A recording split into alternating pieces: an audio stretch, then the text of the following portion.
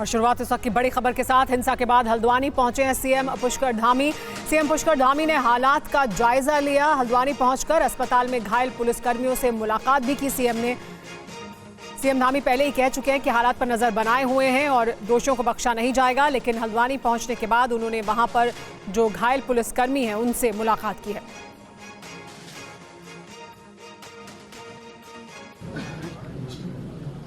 ये बहुत ही जितना इसके बारे में खराब कहा जाए वो कम है। हमारी देवभूमि है, उत्तराखंड देवभूमि है। यहाँ पर ऐसे हालात कभी नहीं हुए।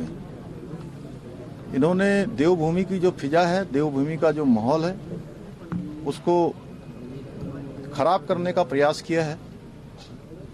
पूरी तरह से कानून तोड़ा है, कानून अपने हाथ में लिया है। कानून अपना काम करेगा। इसमें जिन लोगों ने भी सरकारी संपत्ति जलाई है या लोगों की संपत्तियां जलाई हैं, वाहन जलाए हैं, उसके सारे वीडियो फुटेज, फुटप्रिंट सभी उपलब्ध हैं। उसको चेक किया जाएगा, जांचा जाएगा और उस पर जो भी कार्रवाई है, विधि सम्मत जो कार्रवाई है, वो कार्रवाई यहाँ पर की जाएगी। उत्तराखंड के हल्द्वानी में गुरुवार को हुई हिंसा में 5 लोगों की मौत हो गई है। पुलिस प्रशासन ने हिंसा पर तो काबू पा लिया है, लेकिन माहौल अभी भी तनावपूर्ण है। हल्द्वानी हिंसा पर देखिए हमारी ये खास रिपोर्ट। हल्द्वानी के बनभूलपुरा इलाके में उस वक्त हिंसा की चिंगारी भड़क उठी जब प्रशासन अतिक्रमण हटाओ अभियान चला रहा था। हिंसा की आग इतनी भयावह थी कि पूरा शहर जल उठा। आगजनी और पत्थरबाजी होने लगी। हिंसा में अब तक 5 लोगों के मारे जाने की खबर है। 100 से ज्यादा पुलिसकर्मी भी जख्मी हैं। अभी तक जो जानकारी सामने आई है उसके मुताबिक हल्द्वानी के बनभूलपुरा में सरकारी जमीन पर मदरसे का निर्माण किया गया था। प्रशासन ने जब सरकारी जमीन पर बना अवैध अतिक्रमण हटाया तो दंगाइयों ने पुलिस पर अचानक हमला कर दिया।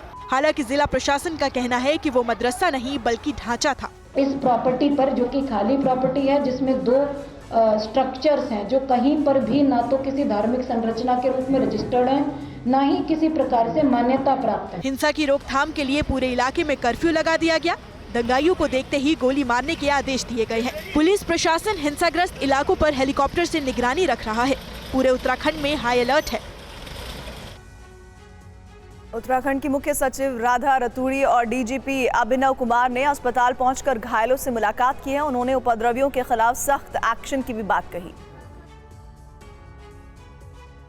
पहले देखिए, हम लोग पूरी सिचुएशन को अच्छे से स्टडी करके और लीगल पॉइंट्स क्या हैं और सरकार की जो इकबाल है उसको कैसे एस्टैब्लिश करना है। सरकार के अगेंस्ट अगर कोई भी कार्रवाई होगी तो जो भी उसमें क्रिमिनल लोग हैं उनके विरुद्ध कार्रवाई होगी। हमारा 2 प्रायोरिटीज़ हैं। एक तो सबसे पहले कि हल्द्वानी शहर में जल्द से जल्द नॉर्मलसी रिस्टोर की जाए। जो अभी कर्फ्यू है, कई जगह मतलब जो बाज़ार बंद कराया गया है, वहाँ सामान्य जीवन जो है उसको तुरंत जल्द से जल्द हम रिस्टोर करेंगे। कोशिश करेंगे कि विदिन 24 आवर्स स्थिति बिल्कुल नॉर्मल हो जाए। दूसरा जो हमारे लिए प्रायोरिटी है कि इस घटना के पीछे जो भी मिसक्रिएंट एलिमेंट्स थे, जिन्होंने कल पुलिस पार्टी पर पथराव किया, पेट्रोल बम फेंके, वेपन से गोली चलाने की भी हमारे पास सूचना है, उनको चिन्हित करके और उनके खिलाफ सख्त से सख्त कार्रवाई की जाएगी ताकि इस प्रकार की घटना की पुनरावृत्ति ना हो।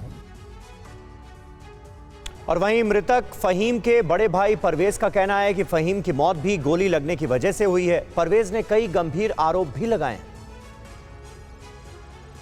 परवेज किसकी मृत्यु हुई है? जो मेरा भाई था, छोटा सगा भाई था मेरा। क्या नाम है उसका? नाम है फहीम। फहीम क्या करता था? कितनी उम्र है? ये गाड़ी चलाता है, 30 साल की इसकी उम्र है। अच्छा। तो गोली कैसे लगी? भीड़ में उस वक्त क्या हो रहा था? ये भीड़ में, ये घर में थे। मैंने कहा भाई घर में से बाहर मत निकलना, मैं भी बाहर बैठा हूँ। मैंने दूसरे के घर में हूँ अंदर। बोला इन्होंने गाड़ियों में आग लगा दी है, 4-5 गाड़ियों में। संजय सोनकर ने बोले ये गाड़ी में आग बुझा रहा हूँ। आग बुझाई उनने, 2 गाड़ियों की आग बुझाई है भाई ने। फिर वो बाहर को निकला तीसरी गाड़ी की आग बुझाने के लिए। उसके जो पिताजी हैं वो दूध लेने जा रहे थे बच्चों के लिए, काम पे से आए थे। उसी टाइम दूध लेने जा रहे थे। उन्होंने कहा दूध देख लेते हैं, मिल जाता तो अब लड़के को उनको पता नहीं था कि ऐसा हो रहा। अब लड़के को पता था, लड़का पीछे चीखता हुआ आया था रोड में, तो दोनों बाप बेटों को उसी टाइम गोली मार दी। उसी टाइम गोली मार दी? जिस समय गोली मारी उस समय क्या वहाँ पे बहुत ज़्यादा फायरिंग हो रही थी? बहुत ज़्यादा फायरिंग हो रही थी उस टाइम, बहुत ज़्यादा। हल्द्वानी हिंसा के 9 नए वीडियो सामने आए हैं। नए वीडियो में दंगाई आगजनी और पत्थरबाजी करते हुए दिख रहे हैं।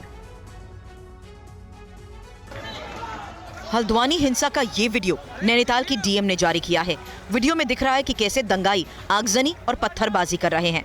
दंगाइयों के हाथों में पत्थर हैं। पत्थर हाथ में लिए ये तेजी से आगे बढ़ रहे हैं। पीछे खड़े कुछ लोग पत्थरबाजी करते हुए भी दिख रहे हैं। ये दूसरा वीडियो देखिए। वीडियो में एक पतली सी गली में बड़ी संख्या में लोग खड़े नजर आए। कुछ लोग अपने अपने घरों की खिड़कियों और छत पर खड़े हैं। गली में लोगों की भीड़ इतनी ज्यादा है कि चलना तो दूर, खड़ा होना भी मुश्किल है। हल्द्वानी हिंसा का ये एक और वीडियो है। वीडियो में दंगाई गाड़ियों में आगजनी करते दिखे। दंगाइयों ने कई गाड़ियों को आग के हवाले किया। गाड़ियां जलती नजर आई। जान बचाकर लोग इधर उधर भागते नजर आ रहे हैं। इस दंगाई को भी पहचान लीजिए। इसके हाथ में पेट्रोल बम है। हाथ में पेट्रोल बम लिए ये आगे बढ़ रहा है और कुछ ही कदम चलने के बाद ये दूसरी तरफ खड़े लोगों के ऊपर पेट्रोल बम फेंकता नजर आया, फिर फरार हो गया। हिंसा की इन तस्वीरों को एक बार देखिए। घरों और दुकानों के बाहर खड़ी गाड़ियों को आग के हवाले कर दिया गया।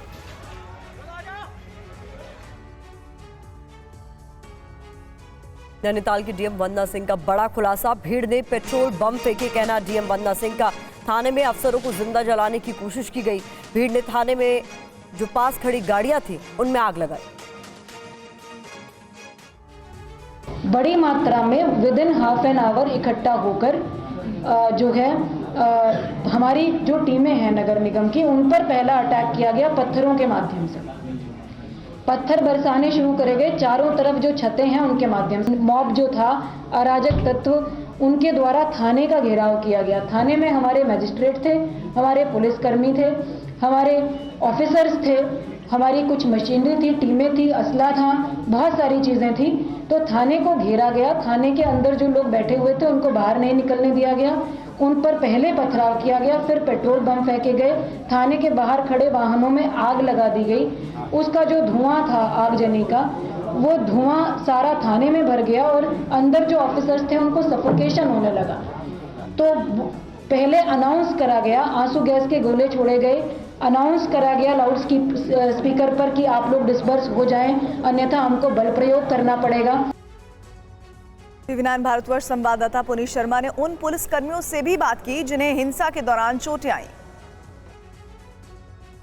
जी हम जब गए थे तो वहाँ ठीक ठाक ही था मौसम, वो हल्का हल्का पत्थर का यूज़ कर ही रहे थे।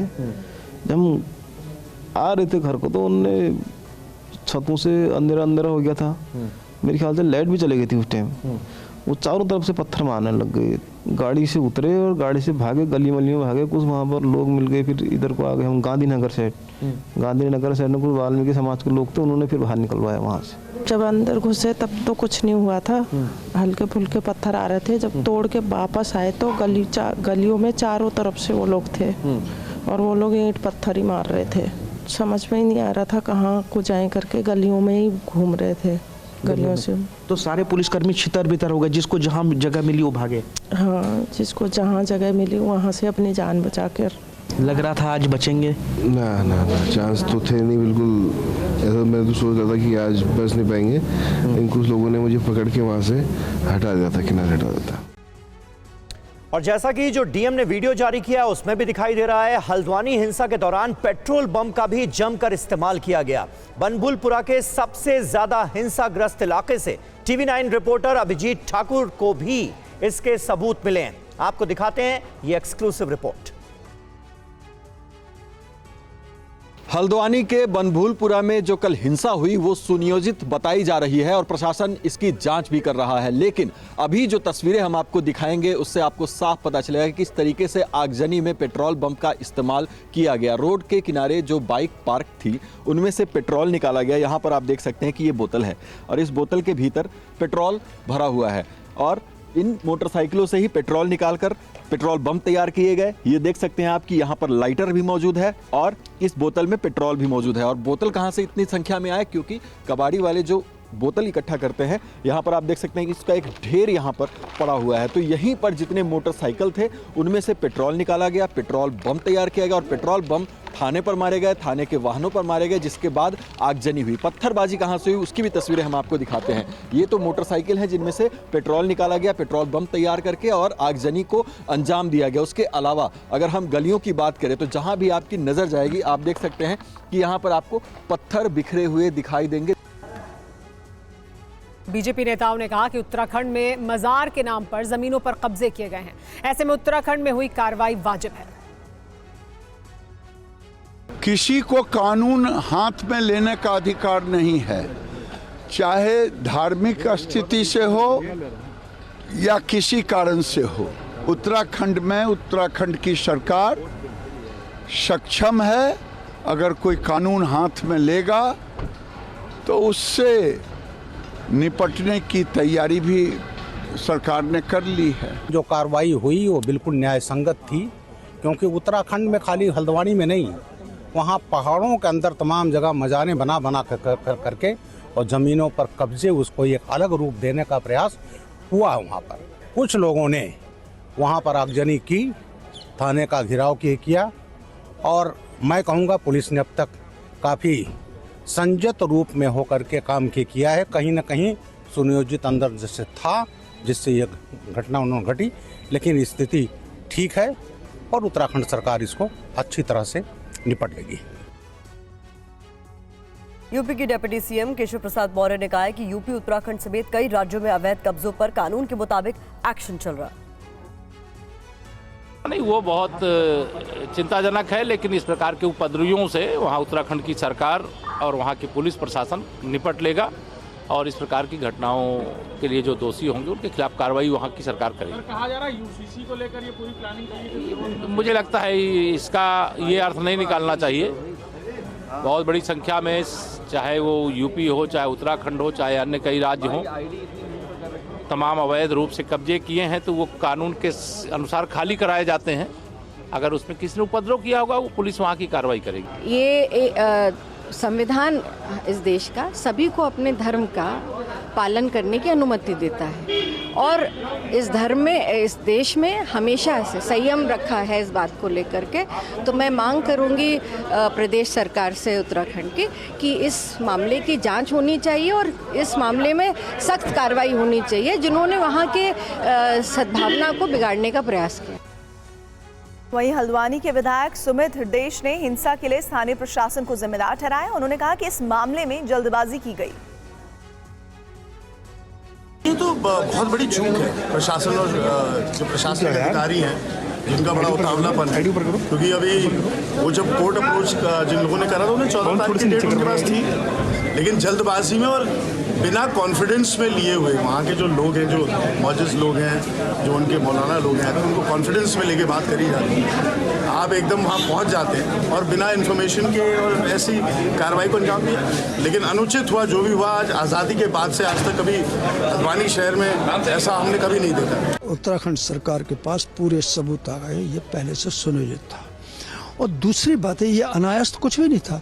यदि अवैध कब्जे का जहाँ तक सवाल है, मेरा तो ये कहना है केवल उत्तराखंड के अंदर ही नहीं तो सारे देश के अंदर ये अभियान चलना चाहिए। प्रत्येक प्रदेश सरकार को चलाना चाहिए कि जिसने भी अवैध कब्जे किए हैं उन पर से कब्जे हटना चाहिए। हल्द्वानी में जो भी घटना हुई है बहुत ही दर्दनाक घटना है। तमाम पुलिस के लोगों को चोट आई है, कुछ लोग मरे हैं।